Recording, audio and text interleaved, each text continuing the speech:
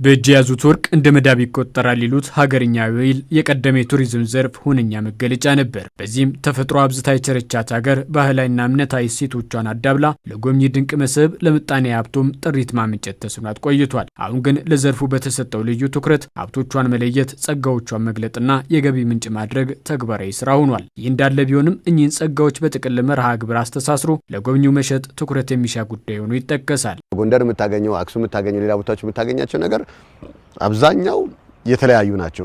ይሄ በጣም ጥሩ ጸጋ ነው። ምክንያቱም ለቱሪስቱ ስትነግረው ጎንደር ምን እናረጋለን ነው ወይ አዲስ አበባ ምን እናረጋለን ሲል አዲስ አበባ ላይ ያለውን ነገር ስትገልጽለት ይበልጥ ኢንተረስትድ የሚሆንበት ነገሮችን ይፈጠራል።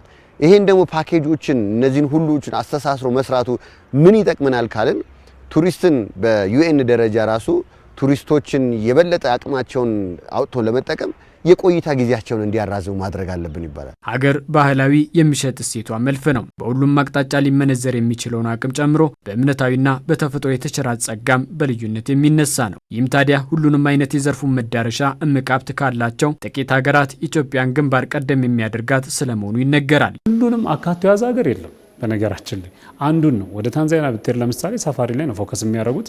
ወደ ግብጽ ብትሄድ ደግሞ ሂስቶሪካል ፒራሚዳቸው ላይ ነው ፎከስ የሚያደርጉት። እኛ ሀገር ሁሉን ተሰባጥሮ የተገኘ ሌላው አይደለም። ጸጋችን ተቆጥሮ የማያልቅ ነው። እንዲህ ያለው የጥቅል የቱሪዝም ሽያጭ የተቀናጀ የቱሪዝም መዳረሻ ባላቸው ሀገራት የተለመደ በርካታ ገንዘብም የሚሰሩበት ሂደት ነው። ሁሉም በአንድ ላይ አሰባጥራ የያዘችው ኢትዮጵያ ይህን ብትተገብረው የዘርፉን የጎብኚዎችን የቆይታ ጊዜ በማራዘም ጠቀሜታውን ማሳደግ ያስችላታል። ቆይታ ጊዜያቸውን እንዲያራዝሙ ደግሞ ሊያደርግ የሚችለው ነገር የሚታይ የሚጎበኝ ነገር ሲኖረን ነው።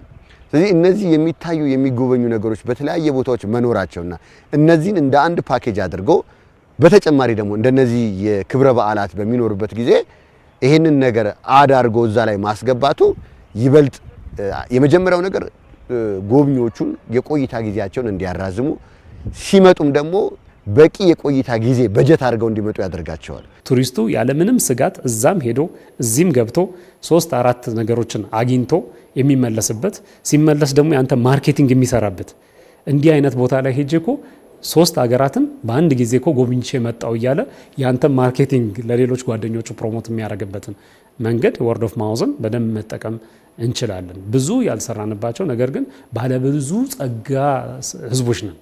ብዙ ጸጋ የተትረፈረፈ ህዝብ በቃ እግዚአብሔር የባረከው ምድር ማለት ኢትዮጵያ ነው። የጥቅል ሽያጩ ከሀገር ውስጥ እውነቶች በተሻገረም የቀጠናውን ሀገራት በማስተሳሰር የዘርፉን ውህደት ማሳደግ እንደሚገባ የሚያነሱት ባለሙያዎቹ አቅሞችን በማስተሳሰር በተለያዩ ዘርፎች እየተከወነ የሚገኘውን ቀጠናዊ ትስስር በቱሪዝሙ ዘርፍ ለማሳደግ ምቹ ሁኔታን ይፈጥራል ባይ ናቸው። ይሁንና ኢትዮጵያም እንዲህ ያለ ያልታየ ጸጋ አላት። ለምሳሌ ኖርዌይ ብትሄድ፣ ስዊድን፣ ካናዳ እንደዚህ የመሳሰሉ ሀገራት ላይ ቅዝቃዜ ነው፣ በጣም ከባድ ቅዝቃዜ ነው ያለው።